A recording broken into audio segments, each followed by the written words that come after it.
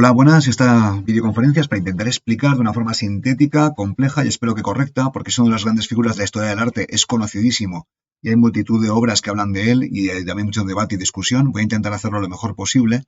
Pues una de las grandes figuras de la historia del arte que es Diego Velázquez. Su nombre completo, como aparece aquí, es Diego Rodríguez de Silva y Velázquez, que nace en Sevilla en 1599 y vive durante sobre todo la primera mitad del siglo XVII. Es un pintor en la monarquía de los Austrias y en primer lugar voy a intentar insertarlo dentro de su contexto y luego después hablaré un poco de su biografía y sus obras e intentaré ordenarlo para que una persona que no tenga mucha idea pues sepa más o menos como su obra artística.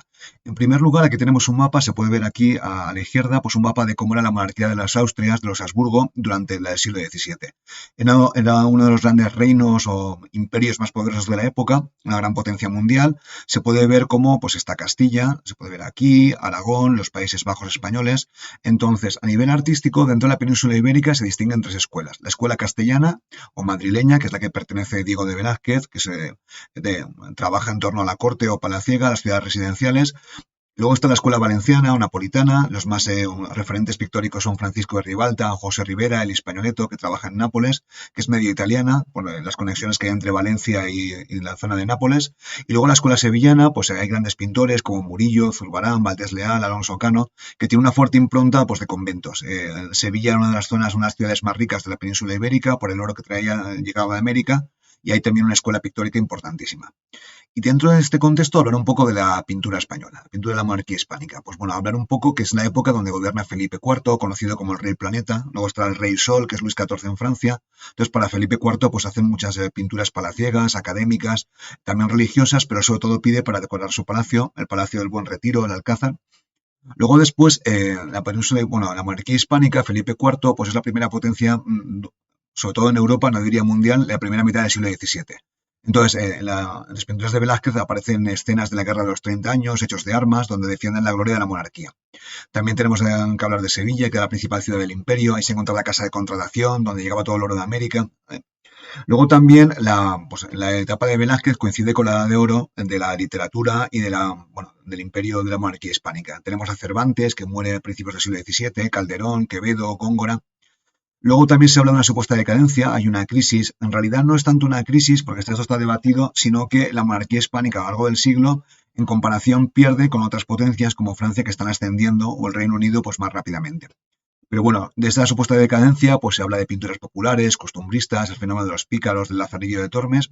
Y luego también la monarquía hispánica se decía que eran más papistas que el Papa. Hay una fuerte impronta católica, la llamada espiritualidad de contrarreforma, donde eso se aprecia sobre todo en la historia del arte, pues en la figura de la Inmaculada Concepción, de la Virgen, las escenas de frailes y de monjas, las pinturas devocionales, que son muchísimas en el siglo XVII. Bueno, y luego de la pintura en general. Obviamente, describir de forma toda la pintura de la monarquía hispánica es imposible, pero bueno, alguna cosita que podemos decir. Primero es el equilibrado naturalismo. Frente a Italia, que eran mucho más exagerados, donde había muchos más temas mitológicos, en la península ibérica se prefiere el naturalismo equilibrado, que no sea demasiado excesivo. Hay una ausencia de sensualidad evidente, apenas hay desnudos en la pintura de la monarquía hispánica, y en Italia había muchísimos. Luego después hay una influencia del realismo por una parte en algunos autores y luego del tenebrismo. Sobre todo el pintor Caravaggio de origen italiano, a principios del XVII tuvo mucha influencia y luego después tendrá bastante menos. Esto se aprecia mucho en la obra de Velázquez, que tiene una etapa claroscurista en sus inicios. Luego después, como ya he comentado, la temática religiosa es importantísima en expresión estética, ese hombre humilde que parece un santo o ese santo que parece un hombre humilde. Luego los milagros, tratados con sencillez y credibilidad, aparece siempre la imagen del milagro y luego después el testigo que lo observa. Y luego, además de temática religiosa, que hay mucha, es muy evidente, también hay otros temas. Por ejemplo, el retrato, mitológicos, bodegones. Y bueno, Velázquez, por ejemplo, cuando llega de Italia, pues llega bastante interesado, incorpora el paisaje, la fábula pagana, mitológica y el género histórico, que como es, por ejemplo, la rendición de Breda. Bueno, espero haber explicado más o menos los rasgos generales de la pintura de la monarquía hispánica. Ahora voy a hablar de la pintura, de la trayectoria artística de Diego Velázquez. Entonces voy a hablar primero de su etapa de juventud en Sevilla, luego una primera etapa en Madrid, luego hablaremos de un viaje a Italia que tiene lugar en 1629, que dura más o menos un año y medio, 2 años, la segunda etapa en Madrid y luego el segundo viaje a Italia, que tiene más o menos entre el 49 y el 50 y luego el final de su vida.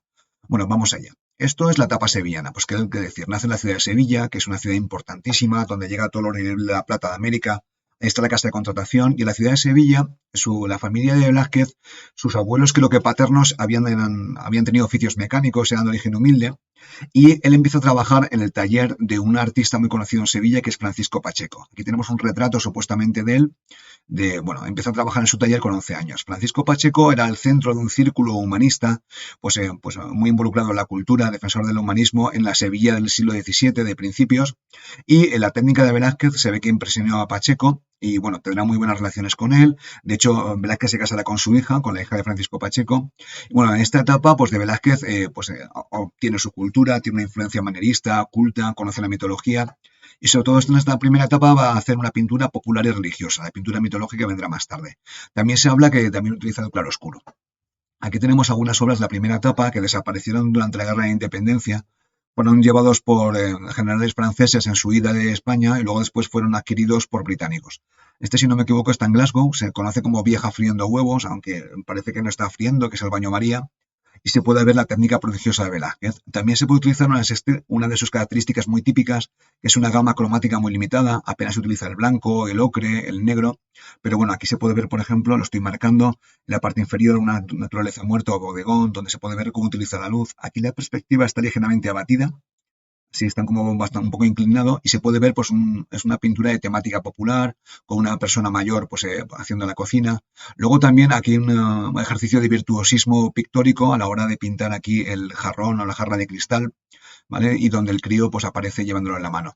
Es capaz de manejar la luz, aquí se puede hablar de influencia de Caravaggio. Él no vio ninguna pintura de Caravaggio, pero probablemente en la casa de su maestro, de Francisco Pacheco, pues habría alguna ilustración. Esta es otra pintura de primera etapa, el aguador de Sevilla, donde se puede ver, pues bueno, un aguador, que era una persona que traía agua de la sierra, agua de buena calidad, y está dando una especie de copa de cristal con una pasa o una uva. Aquí se refleja otra vez, es otro ejercicio de virtuosismo técnico pictórico de Velázquez. Y bueno, y parece una pintura popular, pero bueno, aquí se ve muy poco, se ve una especie de persona bebiendo el agua. Entonces, una cosa típica de Velázquez, hay mucho debate, es que en pinturas aparentemente simples, donde no hay mensaje, hay una especie de mensaje oculto. Se ha dicho que esto es una especie de metáfora de las tres edades del hombre, la juventud, el chavalín, pues el hombre más o menos adulto que está detrás y luego la ancianidad, el aguador de Sevilla. Pero bueno, aquí de forma igual, pues la gama cromática es muy limitada, los ocres, los marrones, la luz la utiliza de forma magistral y esta es otra etapa otra obra de primera etapa. Aquí se puede ver un detalle, lo comentaba antes, de la pasa que está en el vaso de cristal. La técnica es absolutamente brillante. No me extraña que fascinara a su maestro. Y luego se puede ver también un tema de la cerámica, los jarrones, que también usa la luz de forma magistral. Otra etapa de primera etapa, que es pintura religiosa, pero tratada de forma muy original, es el Cristo en la casa de Marta y María. Marta y María es una historia de la Biblia, no demasiado importante, donde Jesús visita a dos hermanas, Marta y María, donde una está trabajando y la otra está escuchando a Jesús. Entonces se puede ver en primer plano a Marta, creo que es Marta, espero no equivocarme, trabajando, muy atanerada. Aquí se puede ver una naturaleza muerta, ¿no? Y aquí está Jesús pues, dando un sermón a Marta y María, un poco que están un poco más en lo espiritual frente a lo material. Se ve que en Sevilla Marta era más popular que María y bueno, aquí están, es una obra de temática religiosa tratada de forma muy original.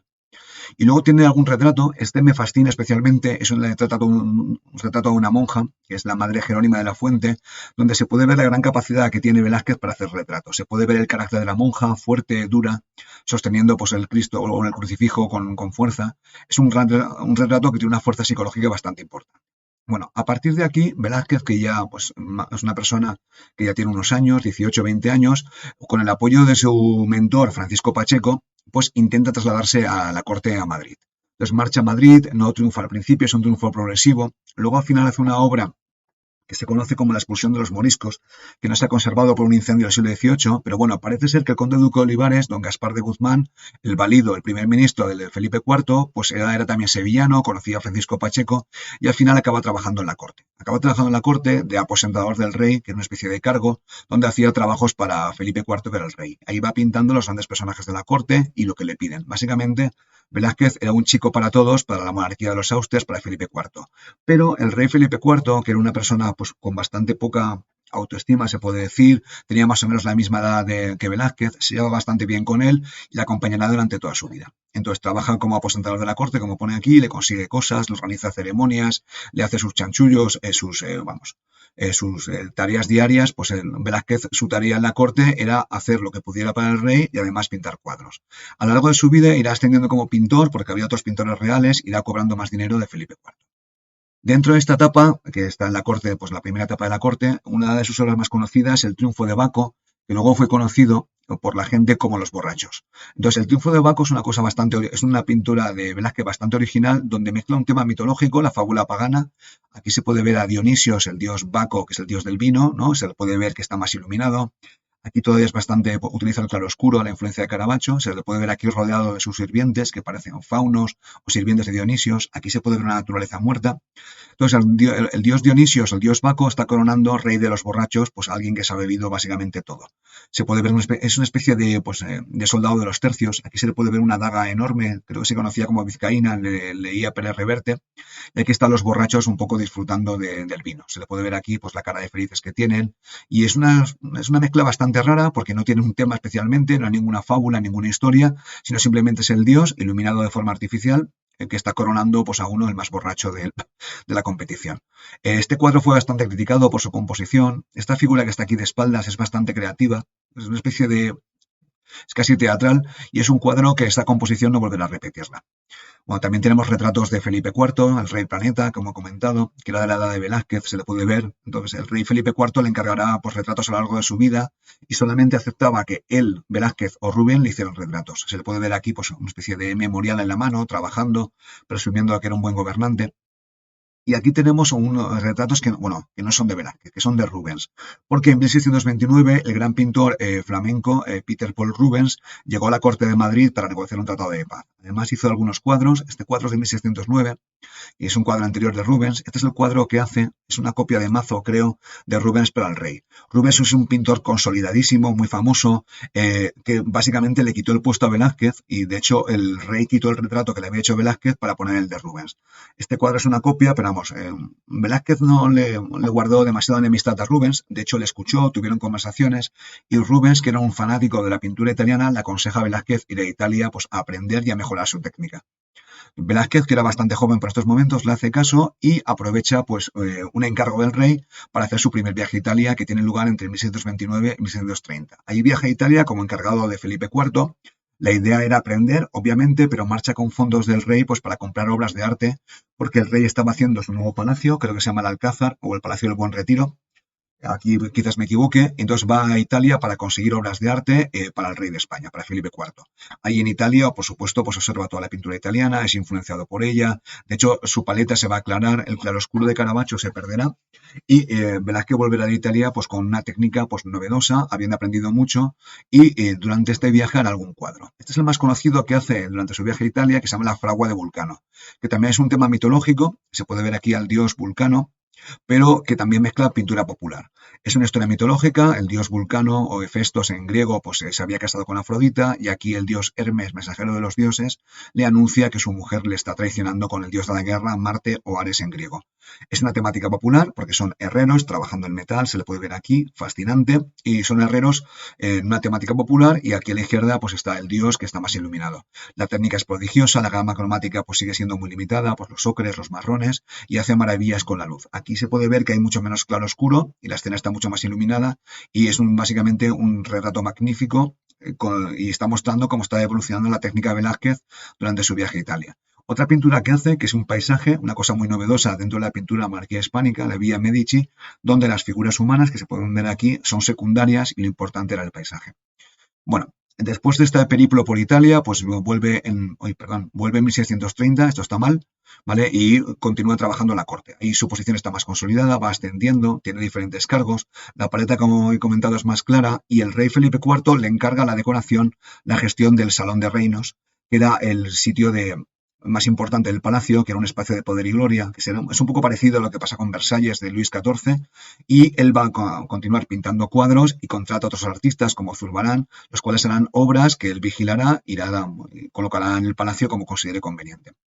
Bueno, a la vuelta de Italia, él tiene poca pintura religiosa, pero pinta un Cristo crucificado, básicamente brillante, un equilibrado naturalismo, con 4 clavos, como era costumbre en la escuela sevillana, y es una de las obras religiosas más importantes de Velázquez, de las pocas que tiene, y es bastante notable. Aquí la divinidad se ve muy poquito, una aura pues muy, muy muy poco pronunciada, y luego son una especie de Cristo con un equilibrio sereno que los griegos hubieran definido como ethos. Es una obra brillante. Algún autor que he leído piensa que es básicamente está copiando, pintando una escultura de madera, y luego explicaré un poco más por qué. Bueno, dentro del Salón de Reinos, Velázquez hará una obra de gran tamaño, de gran formato, que es conocidísima de Velázquez, que se conoce como La rendición de Breda.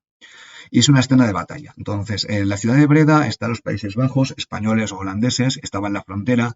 Entonces, en esta época los sitios duraban muchísimos años, era complicadísimo conquistar una ciudad, y Velázquez, que había tenido noticia de la victoria y que había conocido al general español Ambrosio Spínola, que está aquí, lo había conocido en su viaje a Italia, pues decide pintar esta pintura, este cuadro, para celebrar la victoria española que había tenido lugar 10 años antes, en 1625, el Annus Mirabilis de la monarquía hispánica. Entonces, es una obra hecha 10 años después para celebrar una victoria de las armas españolas. Entonces, él hace una pintura de guerra en 3 niveles. Al fondo se puede ver esto a la perspectiva aérea, difuminado, se puede ver la batalla. Aquí, en un segundo nivel, están las tropas holandesas como desfilando, saliendo de la ciudad, y aquí está, en el primer plano, el momento de la rendición, donde el comandante holandés, que es un hombre olvidado, le entrega aquí la llave, se puede ver al comandante español, que era de origen italiano, Ambrosio Spínola, el cual había conocido en su viaje a Italia.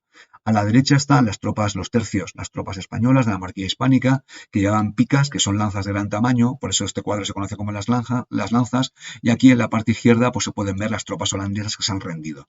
Es una imagen de guerra honorable, bastante es belicista, pero al mismo tiempo no celebra, pues, no es una imagen de muerte y destrucción, sino que es un motivo de guerra caballeresca. Hay algunos detalles, por ejemplo, el tema de las llaves, que se puede ver clarísimamente. El foco del cuadro, el centro, está en la llave que se entrega. Aquí se puede ver lo que he comentado antes, que son las tropas holandesas que se retiran con sus armas.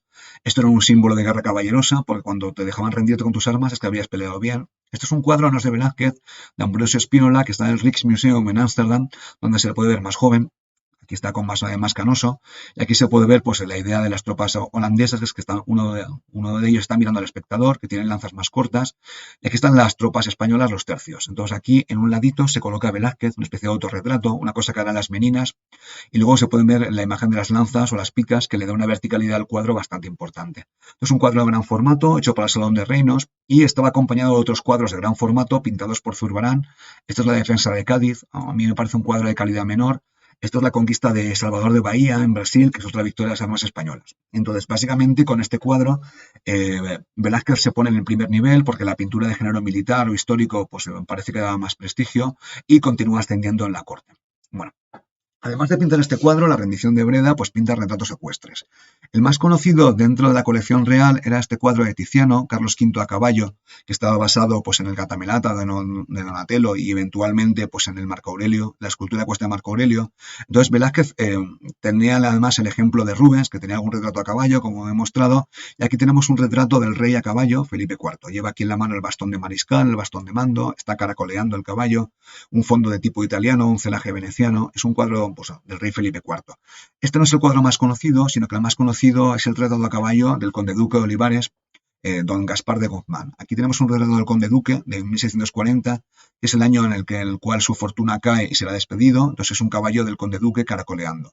El caballo está así ligeramente en escorzo, se le puede ver la grupa.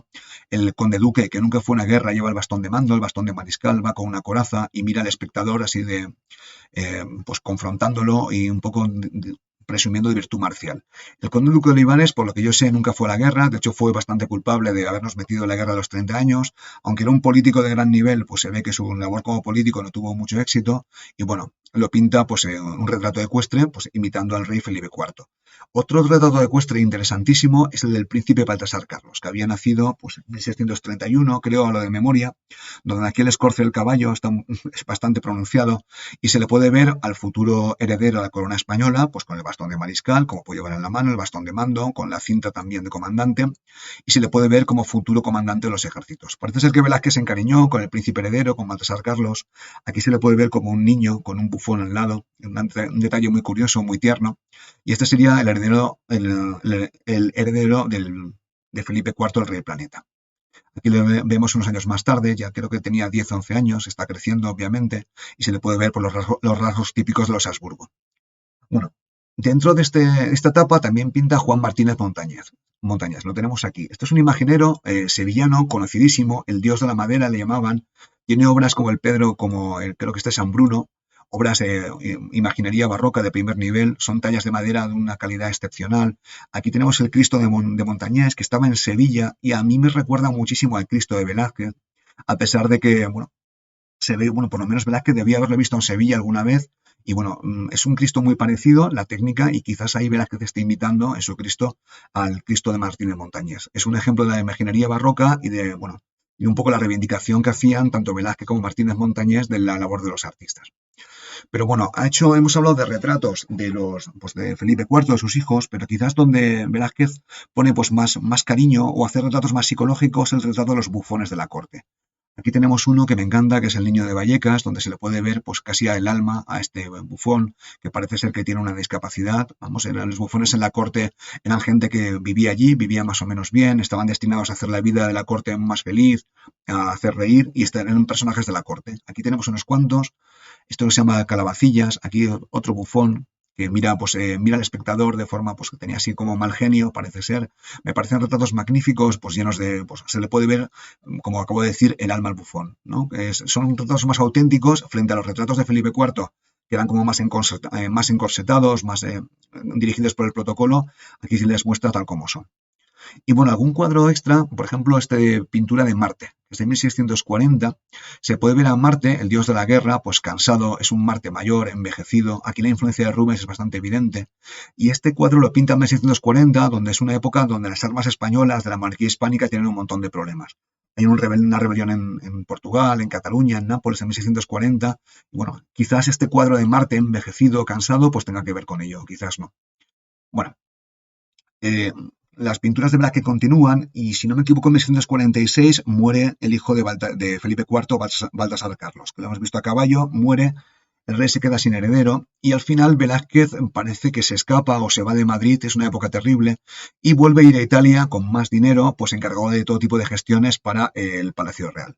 Las gestiones incluían comprar obras de artes, contratar artistas, hacer moldes de escayola, comprar obras, y aquí ya verás que tiene bastante fama por sus retratos, y parece ser que en Italia lo pasó bastante bien, se retrasó, el rey tuvo que pedir a sus embajadores, a sus enviados que lo trajeran de vuelta, y parece ser que hay una historia de que tuvo un hijo legítimo y tuvo una especie de aventura en Italia, bastante curiosa. Entonces hay un comentario de Bartolomé Benassar que dijo, vamos, esta aventura italiana parece ser que no era una persona tan convencional como aparece en las obras. Bueno, entre los retratos que hace en Italia tenemos unos cuantos que son magníficos. Este es el esclavo Juan de Paneja, que era el esclavo personal de Velázquez, esclavo doméstico, luego en Italia lo liberaría.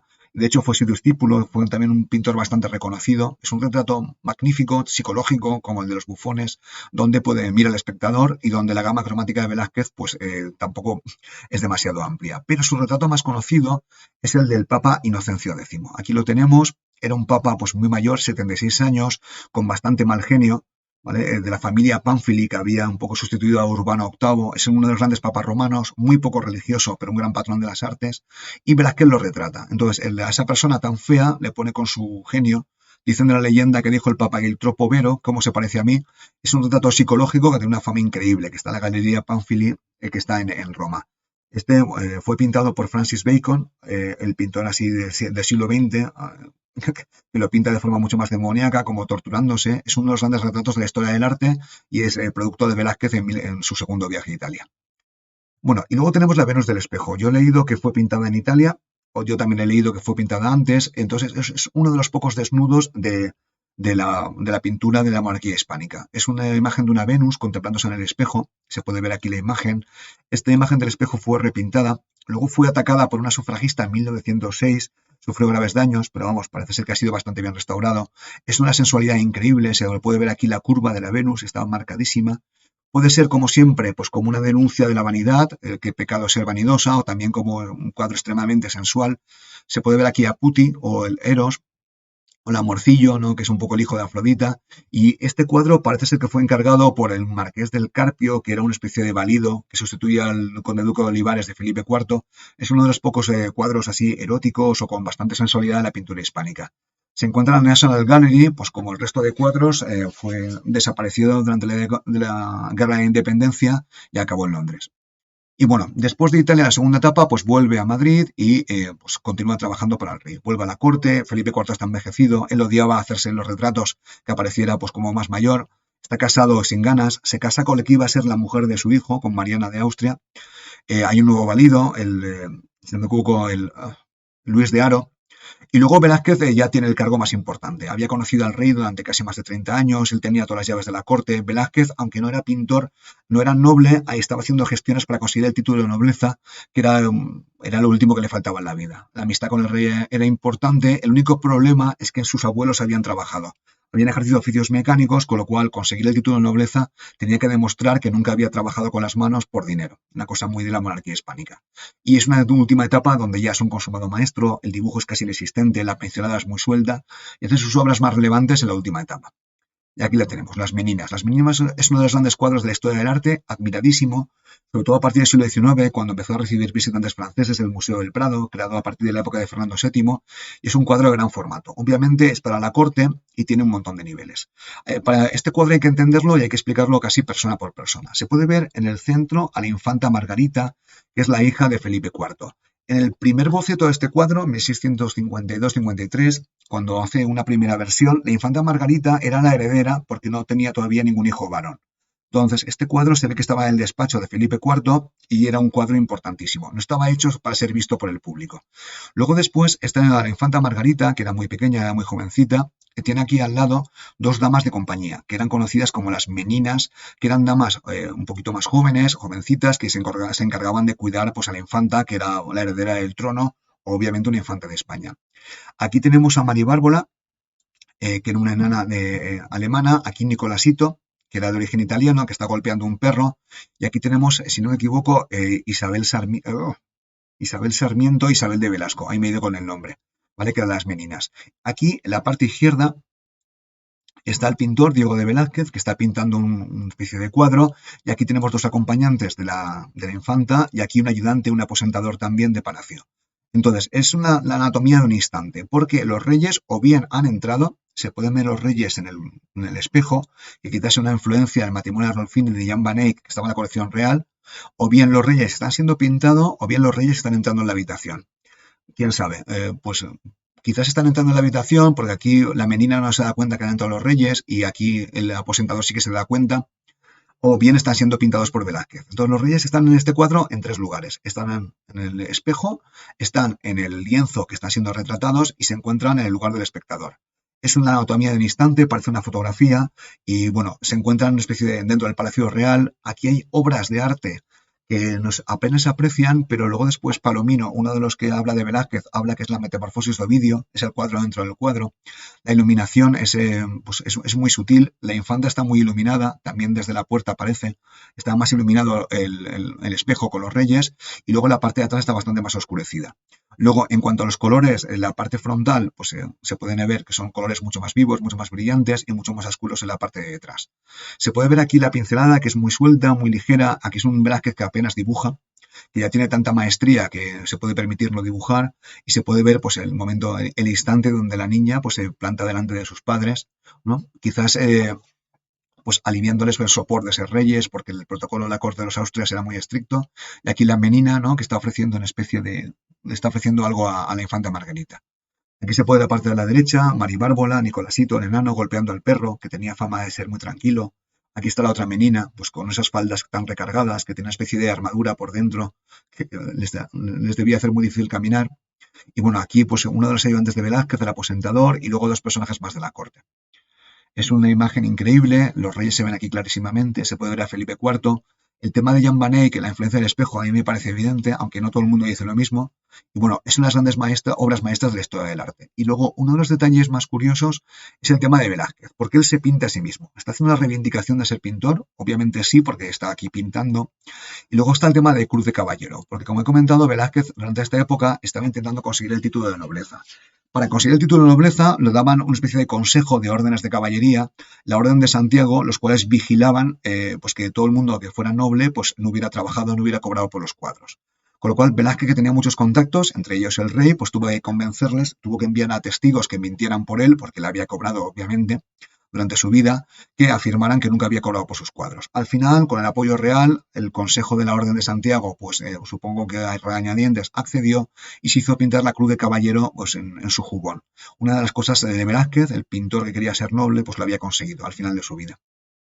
Bueno, aquí es otra de las obras de esta etapa. Podemos ver que es una obra también de, pues, aquí bastante tierna, que porque después de Margarita nació poco después Felipe Próspero, que iba a ser el heredero de la corona española.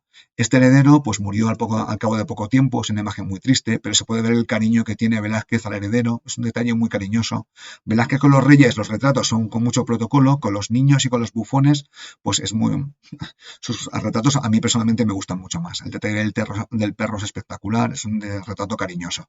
Este cuadro a mí me da bastante pena porque falleció poco después. En esta vida, en este momento de la historia, siglo XVII, la vida era un asunto muy peligroso y muchos niños morían al principio. Aquí tenemos a la infanta Margarita, un cuadro también pues, muy auténtico, con una especie de florecilla. Aquí se ha caído el jarrón. Aquí tenemos un detalle del jarrón de cristal. Y luego aquí la infanta Margarita, según creció, luego se casaría, moriría con 18 años al dar a luz, un poco triste. Se puede ver la peluca y el protocolo de la corte de los Austrias, que era rigidísimo. El cuadro es espectacular, la técnica es prodigiosa y este tipo de cuadros se hacían para enviarlos a cortes extranjeras para que luego después la persona con la cual se iba a casar pues supiera con quién se iba a casar.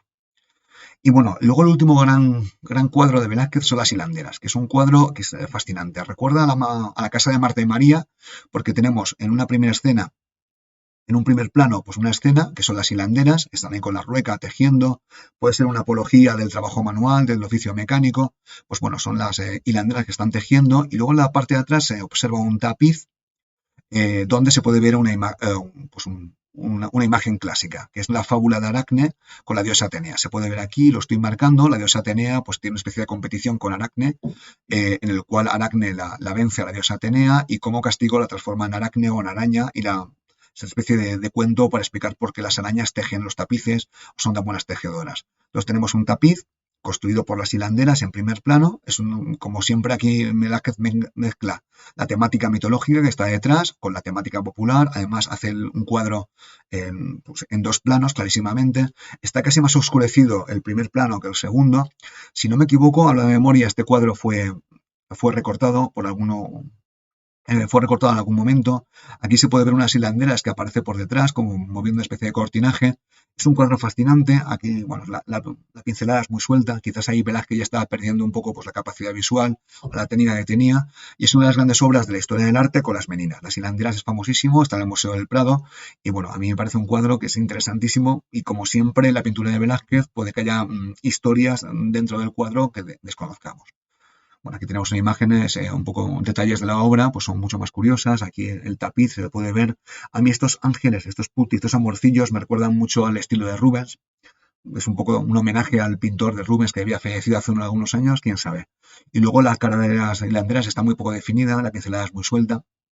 Y bueno, voy a acabar con el acto final de Velázquez, porque Velázquez en 1759 tenía un cargo importantísimo en la corte y le encargan ir a los Pirineos, a la isla del Faisán, que está entre Guipúzcoa, bueno, entre España, Guipúzcoa y Francia, donde Felipe IV, podemos verlo aquí envejecido, se encuentra con Luis XIV, el rey de Francia. Entonces es una guerra que España había perdido, la monarquía hispánica, y firma una paz, la paz de los Pirineos, y para celebrar la paz, para acordar la paz, una de las hijas de Felipe IV, María Teresa, se casa con, si no me equivoco, el rey de Francia, con Luis XIV.